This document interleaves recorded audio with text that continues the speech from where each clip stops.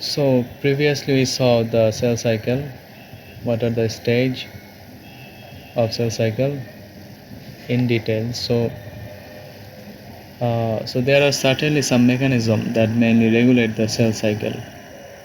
So there are some positive regulators and there are the negative regulators. So we will be seeing that.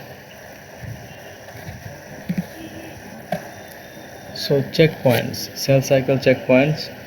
So each of the stages of the cell cycle, at the end of each of the stages there are some points which are called checkpoints because they mainly check for any errors that had occurred in the previous phase or previous stage. So they mainly check for those errors, and if there are some errors then they mainly stops or pause the cell cycle, and then they try to fix those errors, and then after fixing those errors then they like continue the cell cycle.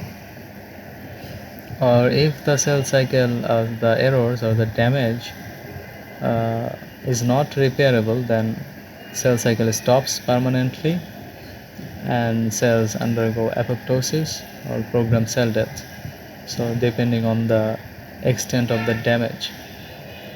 So these are the mainly function of the checkpoint. So there are mainly three checkpoints at the end of like each phases. Like you can see at the end of the G1 phase there is G1S checkpoints, which mainly controls the transition between G1 and S phase. And after the S phase into the G phase, at the end of the at the end of the G2 phase there is G2M checkpoint. So this is the G2M checkpoint and this is the G1S checkpoint. So they have specific functions, and at the end of the mitosis, at the metaphase anaphase transition, there is another checkpoint that is called the M checkpoint, or the mitotic checkpoint, or the spindle checkpoint. So mainly their function is to check for the errors, like at the end of the G1 phase, like when the cell is about to start the replication process, then at the end of the G1 phase the cell mainly checks for the energy requirements of the cell, like the cell components, the intercellular components are duplicated or not. It also looks for the growth factors, like there sufficient growth factors within the within the intracellular environment. So the function of the G1 checkpoint also, it checks for energy, like in the replication process. Like when the DNA replicates, there are enzymes like helicase and like polymerase. So those mainly requires a lot of energy to grow the new strand, to replicate the new strand. So in the G1 checkpoint, the cell mainly checks for sufficient energy or nutrients or energy or the internal organelles that are necessary for the replication process has occurred or not. So mainly checks for the requirements for the space or replication process. And at the end of the at the G2M checkpoint, this is after the S phase. So when the cell is about to enter M phase, then it mainly checks for the duplicated chromosomes, like the replication process has occurred properly or not, or there are sufficient amount of spindles or not. And at the M checkpoint, the cell mainly checks for the checkpoint proteins, mainly checks for spindle attachment, like all the chromosomes are attached to the spindle correctly or not. So these are the main function of the checkpoints, and we will be seeing in details of each of these checkpoints. So G1S checkpoint, so it mainly regulates the transition between G1 and S phase. So this phase mainly checks for the cell size, that cell has grown its like the cell has grown too large or not, or sufficient amount of growth has occurred or not, and also nutrients and energy. DNA damage. So it is important, like the DNA, if there is DNA damage, then it needs to be repaired first, then it can undergo the replication process. Also, there needs to be sufficient amount of growth factors to drive the replication process or transcription of other genes necessary for replication. So, like, if there any damage in the DNA in this G1 phase, then the cell mainly temporarily stops this growing phase and then tries to repair those damage. Or if there is any lack of the nutrients, then cell mainly stops or pause at this phase, because there is not sufficient amount of growth factors present, or sufficient, there's inadequate amount of the like the nutrients are not present, then the cell stops, pause the cell cycle, and then tries to repair, or waits for the favorable condition and then restarts again. Or cells can enter in the G0 phase, which is the non-dividing phase or the resting phase, and it stays in the resting phase up to the point where the cell meets again its requirements and then restarts the whole process. So this is the mainly function of these G1 checkpoints. Like in this phase, after, it is also called the like a restriction point, because up to this point, when the cell passes this point, then the cells cannot enter in the non-dividing phase or the resting phase. Then either the cell has to divide, or the cell has to undergo apoptosis. So that's why it's called the restriction point. So the next checkpoint is, oh no, sorry, it's the continuation of the G1 checkpoint.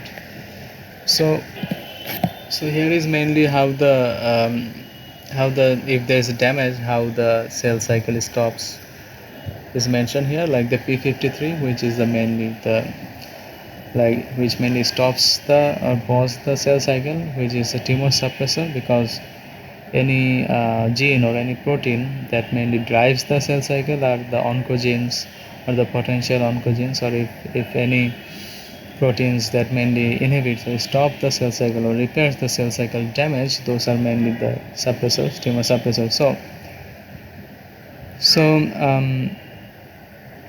So here is the mention how the P53 works in a brief, and how those P53 mainly activates the DNA repair genes, other genes like P53. Mainly P53 activates P21.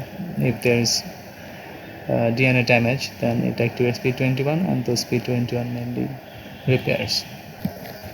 So if the damage is beyond repair, then the P53 activates the apoptotic pathway. So you don't have to worry about nowadays, like the CDK inhibitor P21, like those are mainly the P21 is a negative regulator, and the CDK are cyclins, those mainly the positive regulator of the cell cycle. So we will be seeing those later. So the next is the G2 checkpoint. So it mainly regulates the transition between G2 and M phase. So its function is quite similar, like the earlier one, but like in the G2 phase, it mainly checks for the sufficient the duplication of the chromosomes has occurred or not, or if there's sufficient amount of the spindle fibers, so the cell can enter in the M phase. So likewise, the earlier checkpoint, it also checks for any error in the replication process, or if there any error in the DNA damage, so that it can repair, because with those faulty damage or faulty genes or damaged genes, your DNA cannot be entered in the M phase. So if those faulty genes enter in the M phase, then the next cell or the daughter cells will be faulty too. So the cells cannot allow that.